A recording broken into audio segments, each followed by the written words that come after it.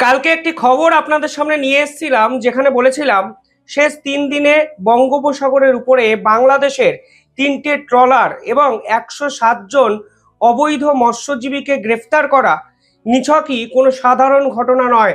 China বহুদিন ধরে এই ঘটনা কিন্তু ইন্দোনেশিয়া, ফিলিপিন্স এবং তাইওয়ানের সঙ্গে করিয়েছে, এবং এটি কিন্তু অত্যন্ত পুরনো গোয়েন্দা ছক, যাকে বলা হয় ফিশিং মিলিশিয়া। অর্থাৎ বঙ্গোপসাগর দিয়ে তুমি মৎস্যজীবী ঢুকিয়ে দাও, এই মৎস্যজীবীদের ভিড়ে মিশে থাকবে একাধিক গোয়েন্দা দপ্তরের আধিকারিকরা, কখনো নৌবাহিনী, কখনো সেনাবাহিনীর সদস্যরা। আপনি বুঝতেই পারবেন না যে কে আসল জেলে বা মৎস্যজীবী, কে আসল নয়। তাদের প্রাথমিকভাবে টার্গেটটা থাকে যে যত নেভির ডিপ্লয়মেন্ট, ইনফ্রাস্ট্রাকচার, বিভিন্ন ক্ষেত্রে সার্ভেলেন্স, সমস্ত ম্যাপিং অত্যন্ত প্রখর দৃষ্টিতে তার মাইন্ডে ঢুকিয়ে নিয়ে সংশ্লিষ্ট দপ্তরের কাছে চালনা করা। এবং এই স্ট্র্যাটেজিকে বলা হয় ফিশিং মিলিশিয়া, যা চায়না বহুদিন ধরে করেছে।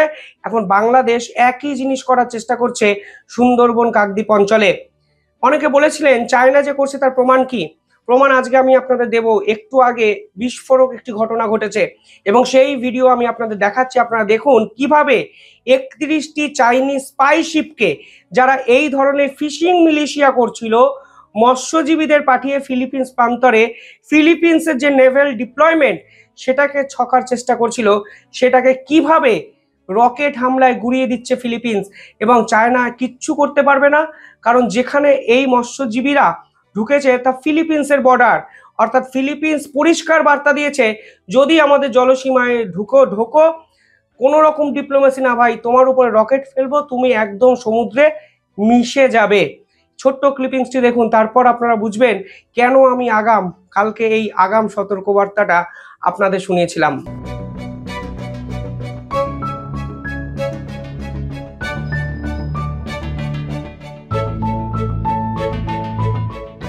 একটা নয়, দুটো নয়, এইভাবে 31টি চাইনিজ স্পাইশিপকে আজকে দুপুরে ইন্দোনেশিয়ার রকেট হামলায় সম্পূর্ণভাবে শেষ করে দিয়েছে। এবং এই পুরো ঘটনাটি ঘটেছে সাউথ চায়না সিতে, যখন ফিশিং মিলিশিয়ার টার্গেট করা হয়েছিল চাইনিজ মৎস্যজীবীদের পাঠিয়ে একইভাবে চাইনিজ গোয়েন্দা দপ্তরের মাধ্যমে। এবং একই স্ট্র্যাটেজি বাংলাদেশের পক্ষ থেকেও করা হচ্ছে, যা বিভিন্ন সংশ্লিষ্ট মহল মনে করছেন। এবং ভারতের হাতে এর জন্য শেষ 3 দিনে গ্রেফতার হয়েছেন 107 জন বাংলাদেশি সোকল্ড মৎস্যজীবী। তারা আসলে মৎস্যজীবী নাকি মৎস্যজীবীর আধারে অন্য কেউ, তা তো সময় বলবে। কিন্তু বিশ্বাস করুন, একবার যদি একটি মানুষ ভুল করে একটি জিনিস করে ফেলে, তখন তাকে আপনি ভুল বলতে পারেন। সেকেন্ডবার একই ভুল করলে তাকে অন্যায় বলবেন। তৃতীয়বারও যদি একই ভুল আপনি করেন, তাহলে তাকে ষড়যন্ত্র বলা হয়, যেটা বাংলাদেশ বারংবার করেছে। শেষ 3 দিনে একই রকম ভুল, একই জায়গায় একই কাণ্ড, একই বাংলাদেশের ট্রলার, একই সেম প্যাটার্নে বাংলাদেশের অবৈধ মৎস্যজীবীদের ভারতীয় বর্ডারে ঢুকিয়ে দাও। ভারত কিন্তু পাল্টাটা দিচ্ছে। যখন বঙ্গোপসাগরে এই কাণ্ড ঘটছে, ঠিক তখনই আরো একটা প্যাটার্ন আমাদের সামনে চলে আসছে, যেখানে পরিষ্কার বোঝা যাচ্ছে এবার ভারতের নেভিকে টার্গেট করা হয়েছে আইএসআই এর পক্ষ থেকে। একদিকে বাংলাদেশের অবৈধ ট্রলার, যারা নেভাল ডিপ্লয়মেন্ট দেখছে, যারা নেভির বিভিন্ন ইনফ্রাস্ট্রাকচারকে দেখছে, অন্যদিকে পাকিস্তানের 2 এজেন্ট এখন কোচিতে ধরা পড়লো, এবং তাদের কাজটি ছিল নেভাল ডিপ্লয়মেন্ট, ইনস্ট্রাকশন, সমস্ত কিছুকে ছকে পাকিস্তানের যে নির্দিষ্ট ব্যক্তি আছে তাকে হোয়াটসঅ্যাপ করো। ভারতের কিন্তু সব থেকে শক্তিশালী, বিশেষজ্ঞরা বলেন সব থেকে শক্তিশালী অস্ত্র হলো নেভি। এবং কিছুদিন আগে স্যার ক্রিককে নিয়ে ভারত কিন্তু সরাসরি বলেছিল আমাদের নেভিকে ফুল হ্যান্ড দিতে পারি, কারণ আমাদের নেভি অফিসাররা আমাদের কাছে এসে বলেছেন অপারেশন সিন্দুরে তাদের কোনো কাজে লাগানো হয়নি। এখন নেভির শক্তি বুঝে তারা ভয়ে ভীত সন্ত্রস্ত হয়ে এই নেভির ইনফ্রাস্ট্রাকচার ওরিয়েন্টেড ডাটা চুরি করতে চাইছে। তা বাংলাদেশের ওই প্রান্তে আমরা দেখছি, এখন আবার দেখতে পেলাম কোচিতে, যেখানে কালকে 2 ব্যক্তিকে আটক করা হয়েছে।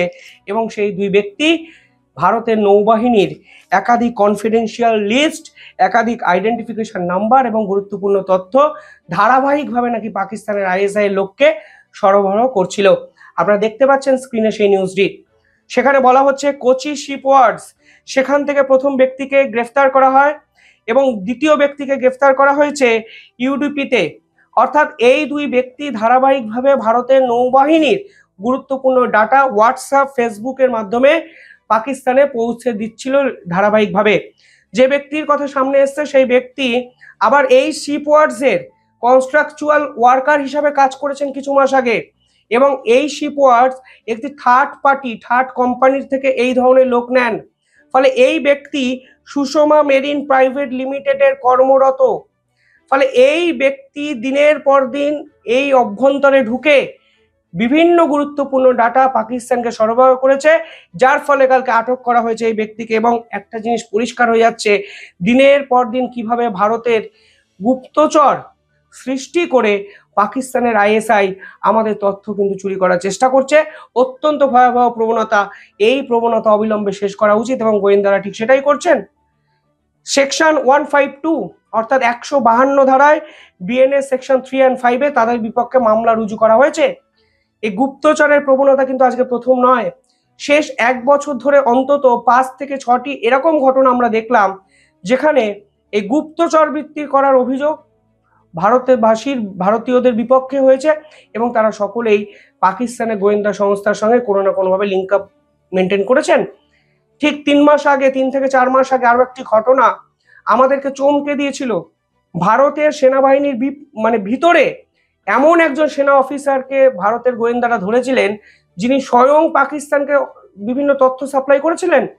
আমি দুটো নিউজ আপনাদের দেখাচ্ছি, এরকম একটি ঘটনা না, দুটি ঘটনা যেখানে সেনাবাহিনীর আভ্যন্তরীণ গুপ্তচররা কিন্তু ধরা পড়েছিল। 22শে জুন প্রথমবারের জন্য এই ঘটনা কিন্তু ধরা পড়ে। অপারেশন সিন্দুরের পরবর্তী সময় পাঞ্জাব পুলিশ একজন আর্মি অফিসারকে গ্রেফতার করেছিলেন, এবং একই ঘটনা 17ই জুলাই 2025 অর্থাৎ 1 মাসের ব্যবধানে অন্য একটি প্রান্ত থেকে হয়েছিল জম্মু এবং কাশ্মীরে, যেখানে ভারতের গোয়েন্দারা এক আর্মি সেনাবাহিনীর সদস্যকে গ্রেফতার করেছিলেন তার নিজের রেজিমেন্টের তথ্য পাকিস্তানের আইএসআইয়ের হাতে তুলে দেওয়ার জন্য। শুধু তাই নয়, অক্টোবরের 11 তারিখ আমি প্রত্যেকটি ডকুমেন্ট আপনাদের দেখাচ্ছি, আপনারা নিজেরা চাইলে গুগলে গিয়ে সার্চ করে দেখে নিন, তাহলে এই ডকুমেন্টগুলোর অথেন্টিসিটি সম্পর্কে আপনারা বুঝতে পারবেন এবং বুঝতে পারবেন আমাদের দেশ ঠিক কতটা বিপদের সামনে দাঁড়িয়ে আছে। আমাদের গোয়েন্দা, আমাদের সুরক্ষা দপ্তর আমাদেরকে দিনের পর দিন কিভাবে রক্ষা করছে। 11ই অক্টোবর 2025 মঙ্গত সিং তিনি ধরা পড়েছিলেন এবং তার বিপক্ষেও এই একই অভিযোগ, গুপ্তচর বৃত্তি করার অভিযোগ, এবং পাকিস্তানের আইএসআইকে তথ্য সম্প্রচার করার সরবরাহ করার দায়িত্ব ছিল এই ব্যক্তির কাছে। শুধু এই 3টে ঘটনা নয়, আমি অন্তত 5টি ঘটনা আপনাদের বলে দিতে পারি।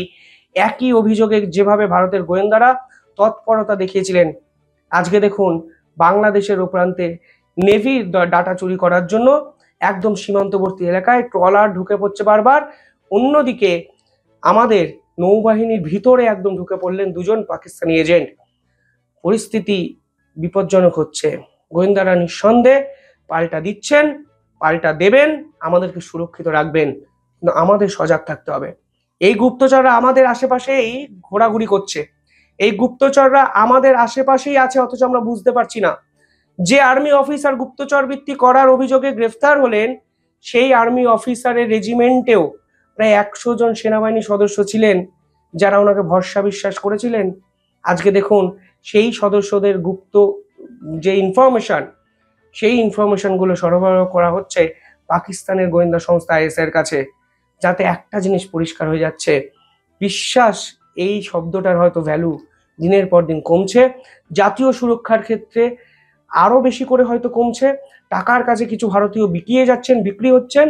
আলটিমেটলি একজন বিক্রি হলে 100 কোটি ভারতবাসী কোনো না কোনোভাবে বিপদে পড়ছেন, যার পরিণাম কখনো দিল্লি বিস্ফোরণ, কখনো মুম্বাই হামলা হয়তো।